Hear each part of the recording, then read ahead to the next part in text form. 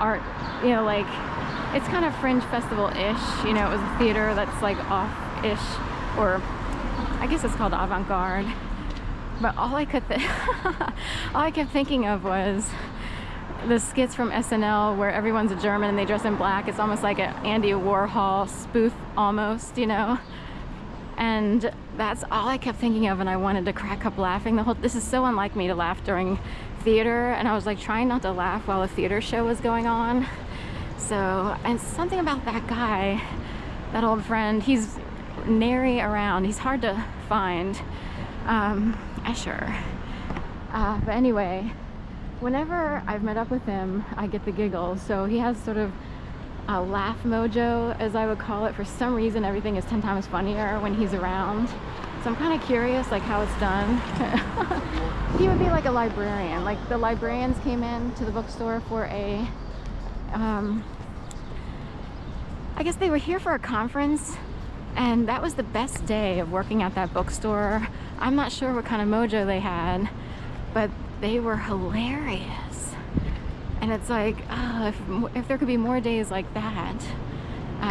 Some people just have funny mojo and everything is like 10 times funnier or what have you. So here's the St. James sign with rainbow signage. I call this the Grimes baby name, 210 S12. It used to be 12th Street Gym.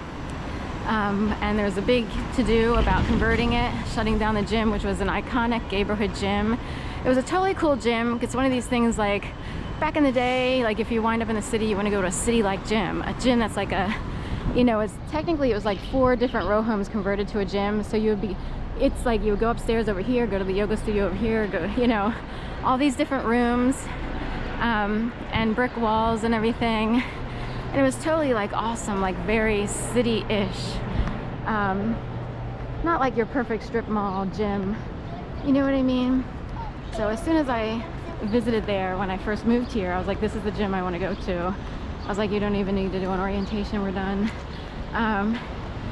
But they would tear it down and build this residential building. It used to have a mural of Gloria Casares, an iconic figure in the Gayborhood, who helped change some laws.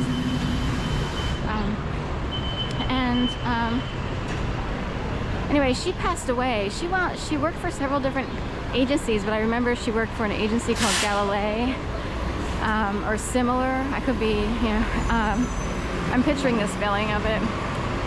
Then she got a job with the city at City Hall as a liaison between the city government, if you will, and the Gayborhood. And in short order, she wound up with cancer and passed away. I was like, no way. That was so, it just seemed like too much for me, because we don't want to get into how I see the world, because other people don't want to think that way, but I would know not to have I would know never to get a job with the city government if you're a certain type of person. So let's leave it at that. So Bike Stop is up here, another iconic bar. It's often referred to as the bar where bears go. A bear would be maybe a larger, burly-sized guy with a beard, and that would be a bear. So Hollywood with a mirror image there, and I've been here like twice, but it's been many years. Still here, still clear. So, and I'm sure still bare. Ish, or they accommodate a lot of people. But I learned, you know, a whole culture, I guess you could say subculture, but a whole subculture of, you know, outside of the mass culture or the status quo, if you will. It was pretty, you know, I loved the Gayborhood for a while. I experienced something totally crazy in 2011 that turned my world upside down and sort of changed my life on a dime, if you will. It really is one of those stories where one day I'm doing one thing, the next day, boom, life has changed. I have to put up with this from now on. That's about it. So that really changes a person. Sometimes I miss my old self. We have Royal Flush in the house with 2 porta potties, so I would already want to know why they chose Royal Flush. So that would be one reason over there.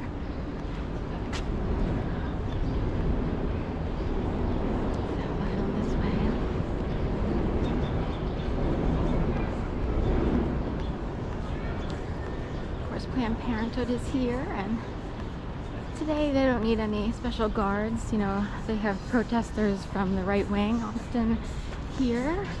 Planned Parenthood is 95% prevention, which means providing preventative materials, you know, to pregnancy, and probably less than 5% would be actual, you know, abortion practices. You know, most people don't want to have to go through that, you know what I mean? Those way. Here's Knock, and this is a brother or sister bar to Woody's. Same owner, I believe, unless they've changed hands. I keep getting that song, Take It to the Max. To me, it sounds Asian. I looked it up though, and it isn't. I couldn't believe it. I was like, this is such an Asian song. Like, it just has a sound. Also, there's someone in New York who keeps dancing to it, and he's Asian. Take it to the max. Take it to the max. So I kept getting that song, so I'm kind of curious if it's a war cry, a signal to take gang stalking to the max. So we'll talk about that later. People come out in droves. So not necessarily from this neighborhood, but you know, gang stalking goes either which way. It's almost like wherever you find your happy place, then they will use the antithesis of that, or they will make it look like your own happy place is against you. It's hard to explain. It could go, there's no winning, basically. So say you find your happy place. Say, I've been watching a lot of Disney video people lately. Say your happy place is going to Disney, and then all of a sudden every time you go to Disney, bad things kept happening to you specifically. Like, it got really weird, like you're blackballed at Disney, you know? Go straight or R-I-G-H-T?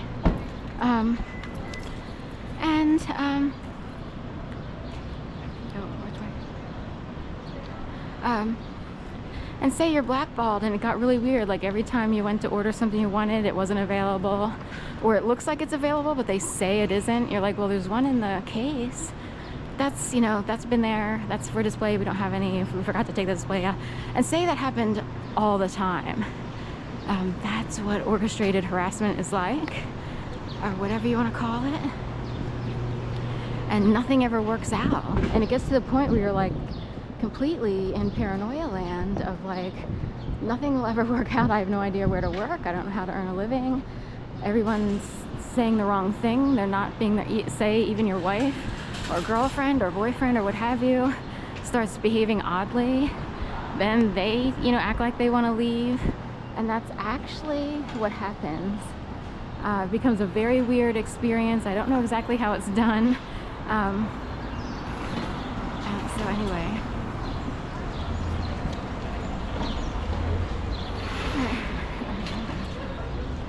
we'll go back this way. I think they got rid of Teddy from Dara. We'll check it out.